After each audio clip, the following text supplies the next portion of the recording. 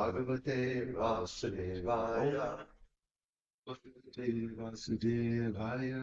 Om Namo Bhagavate Vasudevaya. Skrityanam Chemanagotaram Devim Saraswatim Vyasam Tato Jayamudiraye Shinvatam Sukata Krishna Punya Shavana Kirtana Hirdanta Stokya Bhagani Viduloki Suritsatam Nashta Prayishvabhadreshu Nityam Bhagavata Sevaya Bhagavatyuttama Shloke Bhakti Bhagavati Ashtiki Granta Srimad Bhagavatam Ki Jai Srila Prabhupada Ki Jai. Srimad Bhagavatam Canto 2 Text 1 Canto 2 Chapter 1 Text 30 2.1.30 30.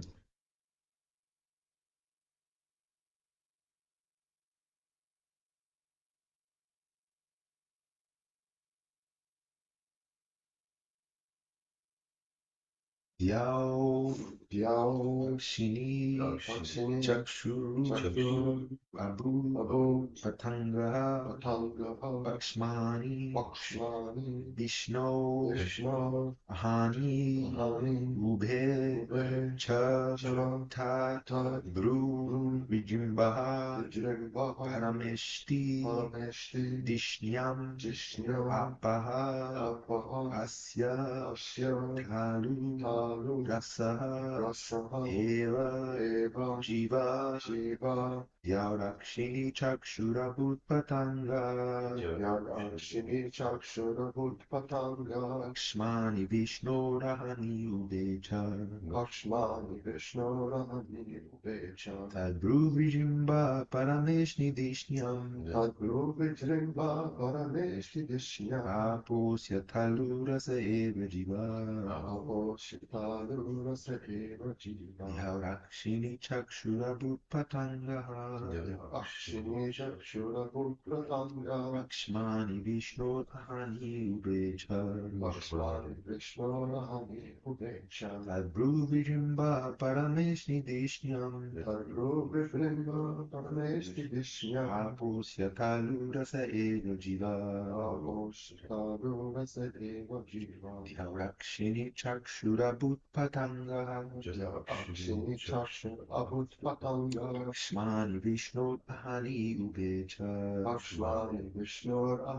Ubecha Tadbru Vijimba Parameshti Dishyam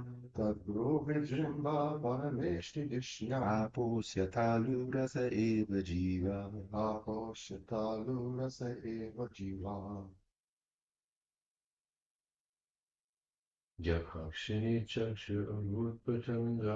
Yakshini Chakshura Bhutpatanga Lakshmani Vishnu Ahani Ubecha Vishimba Parameshti Dishyam Tadbru Vijimba Parameshti Dishyam Apusya Talu Rasa Eva Jiva Yarakshini Chakshura Bhutpatanga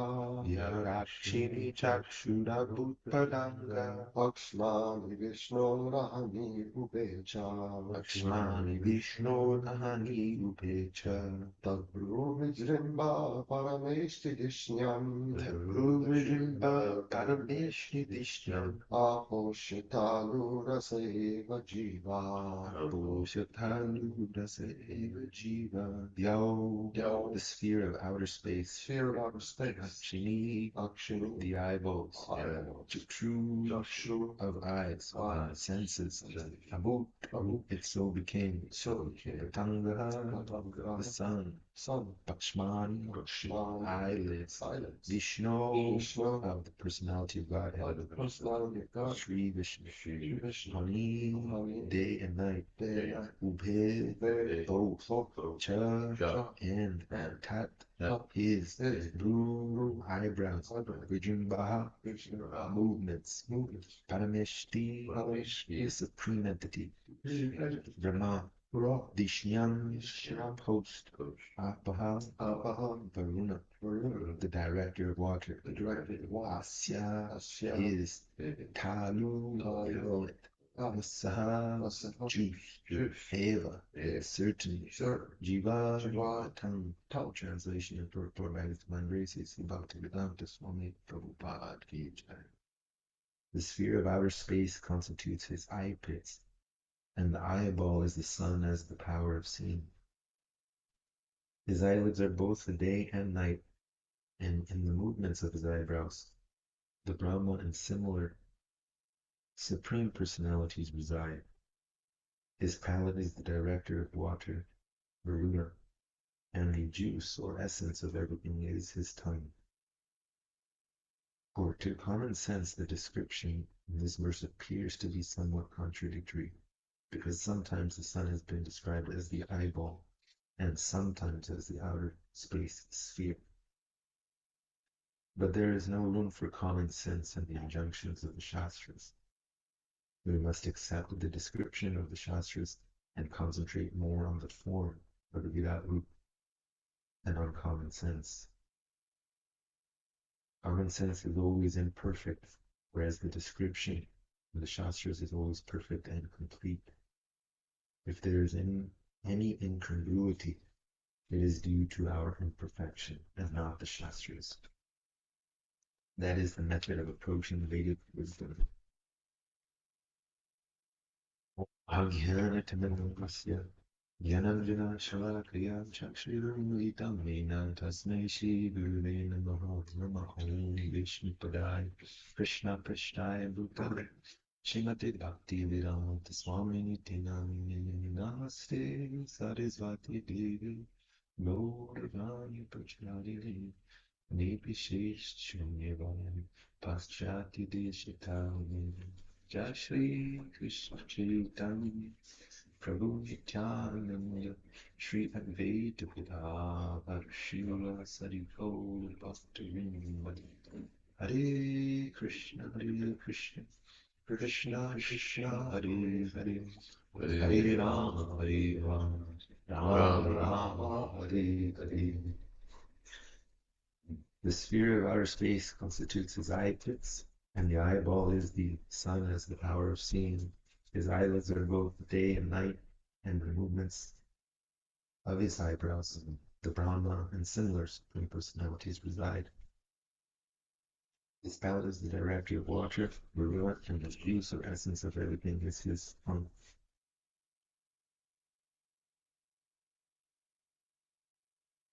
Mainly reference His Holiness Bhanu Swami in this regard for this particular text.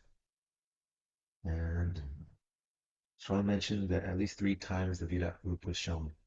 One to Arjuna, one to Mother Yashoda, and one to Duryodhana in the Hastinapur court negotiations.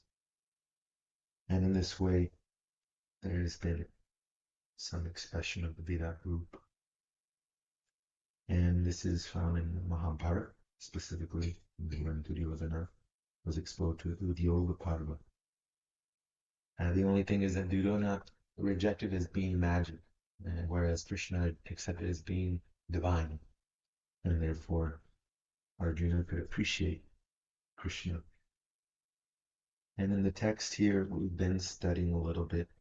Prabhupada is giving some parallels between modern science and for the impersonalists and just generally those that do not perceive Krishna as a supreme. In modern science, we have learned, at least us 3, that it's about 405 years, 100 years old. However, at least we know Srimad Bhagavatam from common modern history, it's at least 5,000 years old. And one argument that His Holiness Bhanu Swami gave is that this has been around for longer and it continues to stay around longer, and people are happy implementing the principles of the Shastras, and they're enjoying life on a much more profound level than those that perhaps only depend on modern material science, wherein there's always an adjustment needed. Always an adjustment. And the way Prabhupada gave this example is the UN, United Nations. The purpose is to unite, but what happens, they come together, they make some discussion, and then out of that comes more flags. when the banner is United Nations. That's the motto. So in this way, how are we becoming more united? Because on the material platform, Bhavasaga, it's always becoming something else. It's the ocean of becoming one change to another. And Prabhupada gave the 6 changes of birth, growth, maintenance, byproduct, dwindling, and vanquishing. These are the 6 changes of bhavas of the material world. And at least in the modern sense, there, from one source, is 118 chemical elements that are known to us at this point in time. And an element is defined as one atomic substance, specifically measured by the number of protons. And here we understand water, H, hydrogen 2, and oxygen 1, H2O. These combine to make water. Or NaCl, sodium chloride, salt. In this way, that's generally the way modern observers try to define and classify and make sense of the world through these different gross and somewhat subtle elements. And I remember one time Prabhupada had a disciple who was a teacher, and that the student teacher asked a scientist, suppose I give you all the elements that are in this body, and can you create a life? And the scientist said, no, cannot do that. Prabhupada was making the point that it's actually a waste of time. You don't know what you're doing actually. And there has been, maybe you have heard, 96, there was this cloning of Dolly the sheep. And cloning, what I've looked it up, it's a fun fact. In simplified version, what they do is they take a cell, it's called a body somatic, a cell from an animal, they remove its nucleus or the DNA, and then they insert into an egg that has the nucleus removed. And they stimulate that embryo, and then they implant that embryo into a surrogate mother. And the distinction is that it's not actually creating a new life, it's already existing. You're just arranging things in a certain way. But actually, Krishna is already doing that though.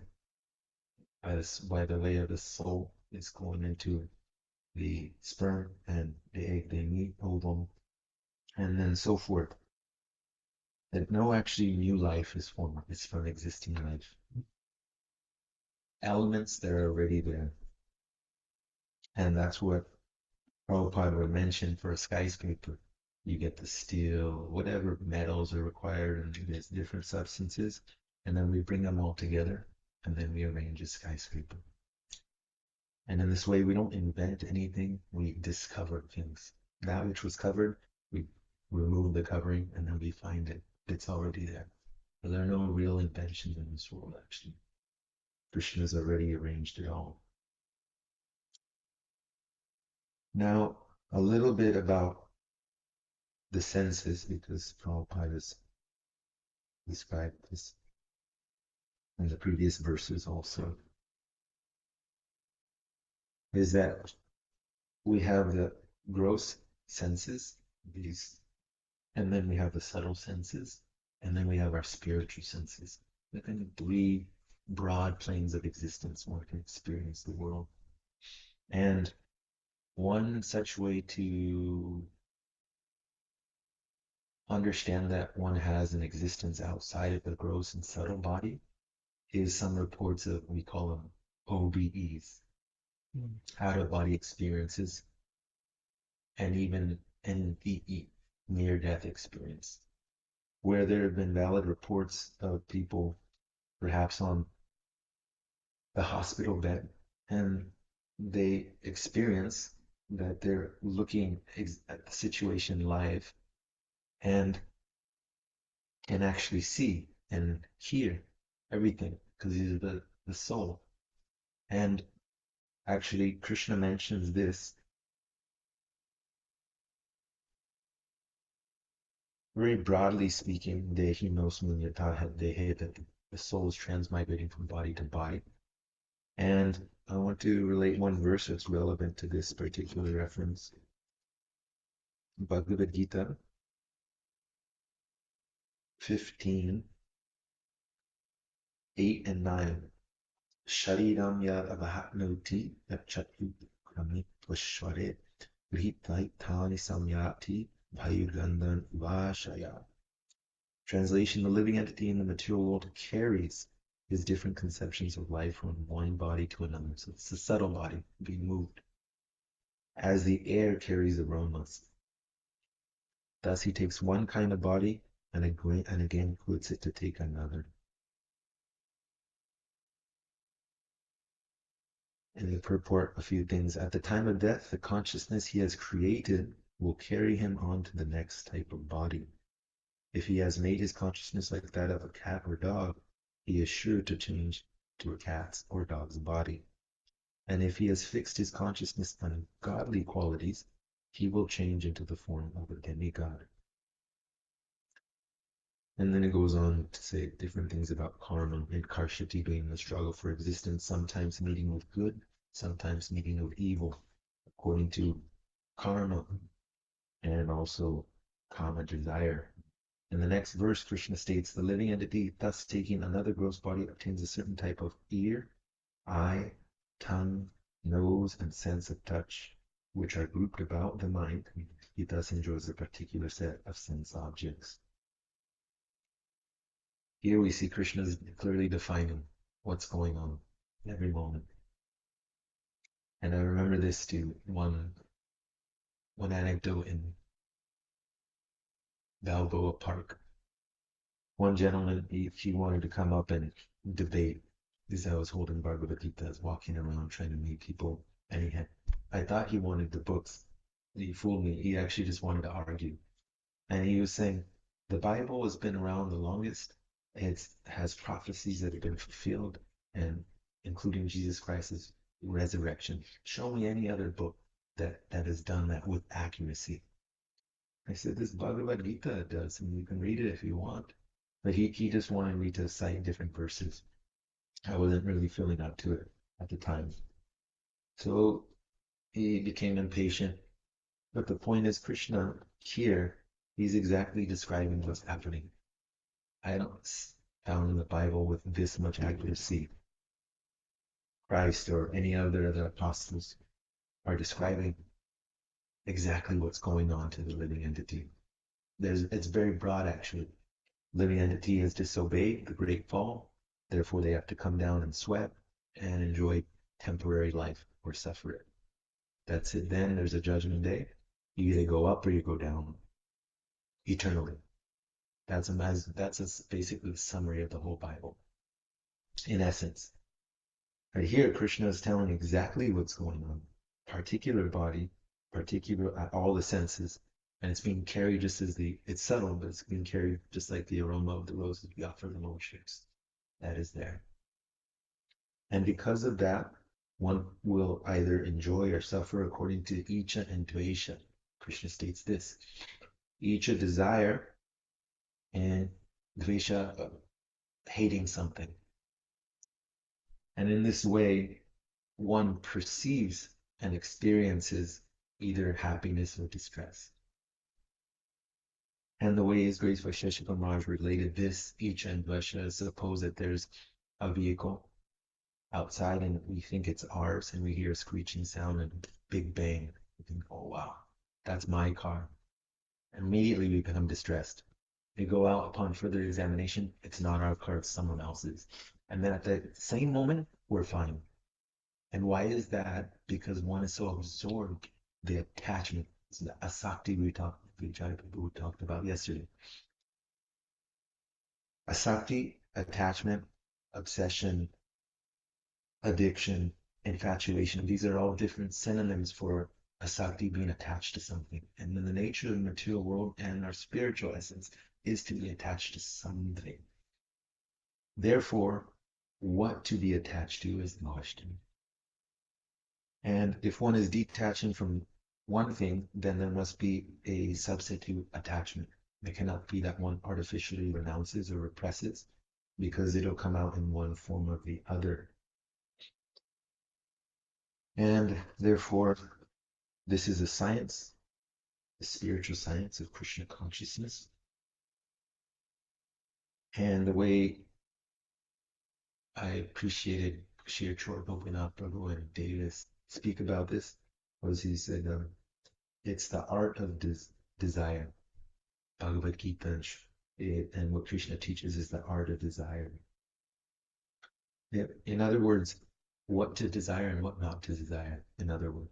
And in this way, one can become happier than others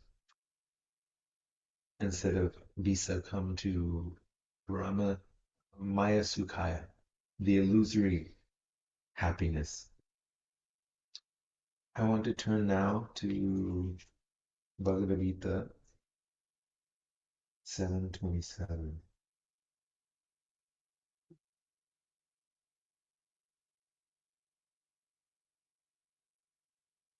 Where Krishna talks about desire and hate, accepting something and rejecting something. And Prabhupada purports it's not that long. I'll read a few sentences. The real constitutional position of the living entity is that of subordination to the Supreme Lord, who is pure knowledge. When one is deluded into separation from this pure knowledge, he becomes controlled by the illusory energy and cannot understand the Supreme Personality of Godhead. It also means the science, or how the workings of the material and spiritual worlds.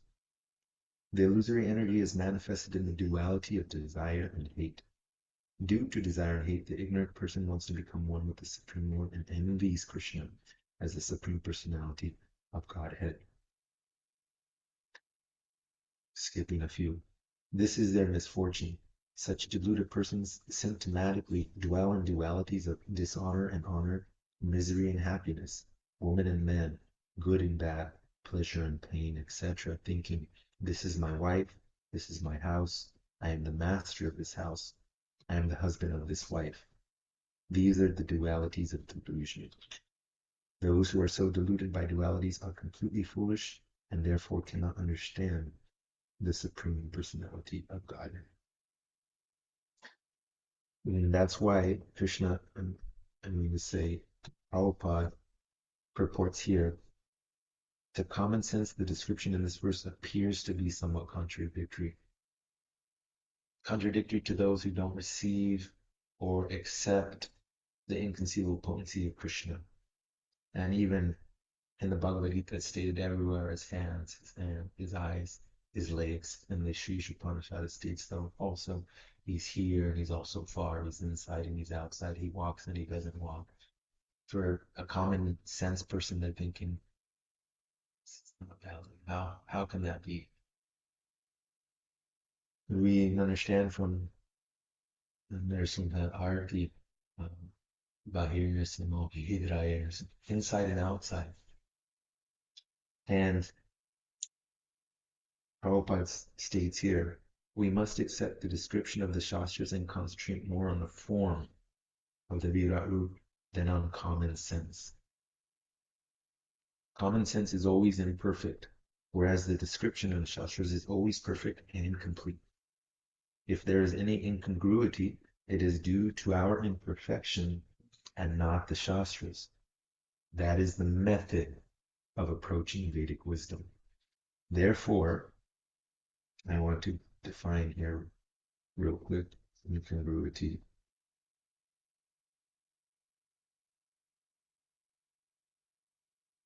The quality of being strange, unsuitable, or out of place in a particular context, often creating a sense of absurdity or irony. That's one definition. And therefore, theories will arise about creation, about how the world is working, the mechanism, because one does not accept, at least in theory, Krishna's words. However, it's clearly stated here what is going on.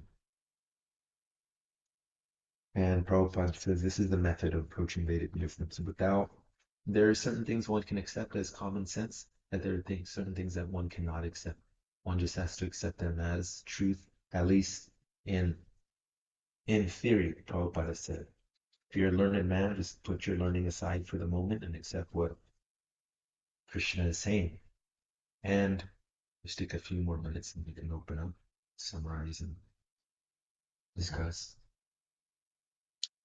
Once Prabhupada was, it might have been LA, that's what I've been told. He was in the little garden there. And he was with theologians, and he was telling them, right now, you have no clear conception of who God is. Correct?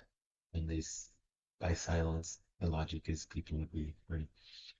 And so he said, we are saying we have clear understanding, a description of Krishna. Why don't you accept it? Even in the religious realm, there's hesitance for lack of knowledge and for obstinacy, perhaps out of stubbornness or pride, etc. One will not accept that which is clearly stated. And in this way, one can remain even spiritually ignorant or spiritually immature, not having or being willing to accept higher knowledge for whatever reason. Quick summary. Arjuna saw the Virat Rup, Duryodhana, and Mother Yashoda. Mother Yashoda opened mouth. Krishna, as child, displayed the universal form there. She said, just close your mouth. Don't do that again. I want you as a baby, not as the supreme controller, creator of everyone and everything. Accept it as divine. Don't reject the Virat Rup as something magical or imaginary. It's part of Krishna's potency. By a spark of my splendor, I pervade this entire universe. 118 chemical elements, according to one source, and these combined create the gross and subtle senses. We all have spiritual senses, separate.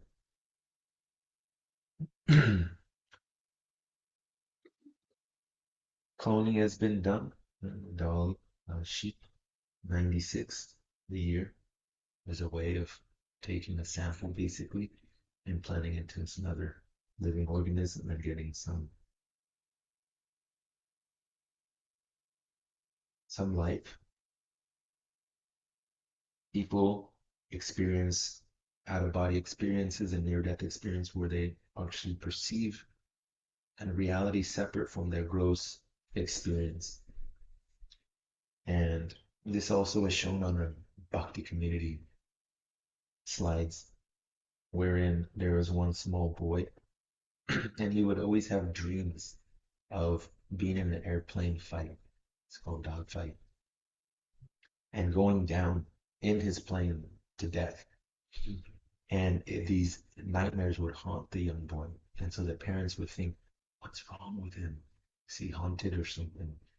I come to find out the boy, as he got a little bit older, he was able to recall more and more accurate information. And it comes to find out that that boy had a previous life. He explained the person's name, the type of jet that he was in, the time period in which he was there, means the war and so forth, with accuracy. And it turns out that there was a person with this such name at this time period in this particular war. And one may conclude that that boy, the soul that's in that boy, was actually in that fighter pilot. There are other cases and even studies and books on it, if anyone is interested. Krishna describes the eternality of the soul in Bhagavad Gita and how, according to in karma, previous works, and kama desires, one gets a particular set of senses in which he meets with good and evil, icha and dvesha, sometimes accepting, sometimes rejecting. And it's actually all designed for the living entity to be checked enough to want to get out of this altogether. And for that particular function, then the material world is a good thing. And one Parallel is the prison house. The prison house could be seen as a place of that's not wanted.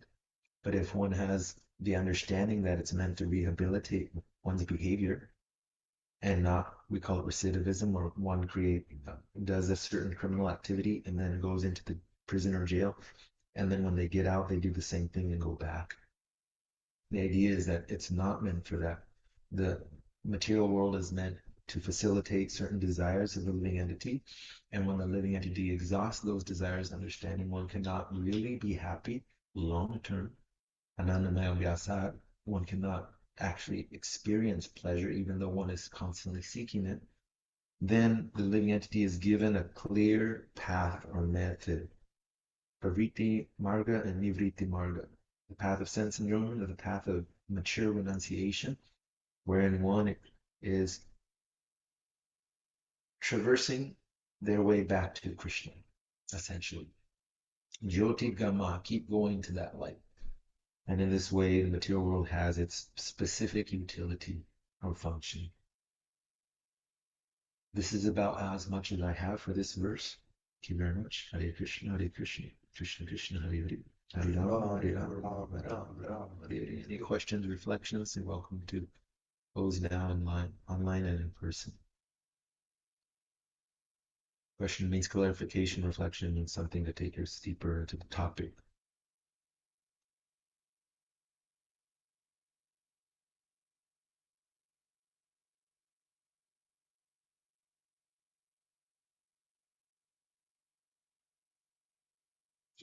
I really like when you were explaining about the rearranging the elements that already exist and how they do these things, and then they say that God does not exist. Mm-hmm. So they think that rearranging elements that already exist, which already has the life force, is sufficient to conclude that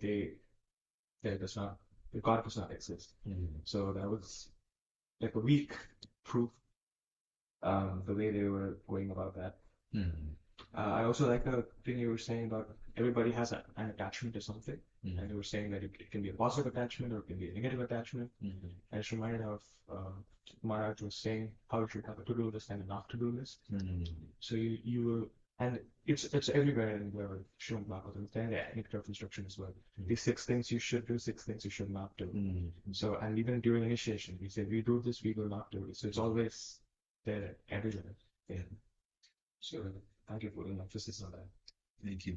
You said 727, and also you were saying about how dualities exist, and I think in 422, Krishna himself says, "Yadriksha labha santushto dvandva vimuksara sama siddha asiddha cha kritvapi and buddhati."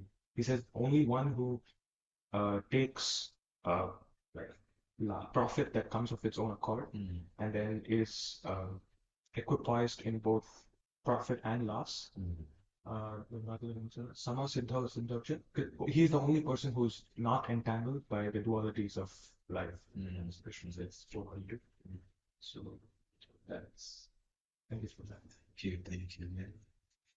Actually, just as the trunk was malfunctioning, that Uber Lyft driver, he was actually a God-fearing man, Muslim, and I appreciate this in regard to proof of God's existence. Mm-hmm. One gentleman asked him, Jawar was his name, from Ethiopia, and Jawar was telling one gentleman, how can you not believe in God? And then the gentleman said, where is the evidence, basically? And Jawar told this gentleman, now, when you see tiger paw prints on the ground, what can you conclude? And he said that there was a tiger. He said, similarly, just look at the sun, look at the moon, look at the ocean. How can one not conclude there's an intelligence behind this? That's clearly not us. And the gentleman responded to Jawar, that makes sense. In this, one can easily observe the material world and understand there's a particular way it's functioning, there's a design behind it. And anytime there's some sort of design or some machine, clearly there's some intelligence behind that operating. I appreciate you emphasizing that point. Yeah. Anyone else online? Bhakti Tim, Bhakti Sattvat? Carry on with our next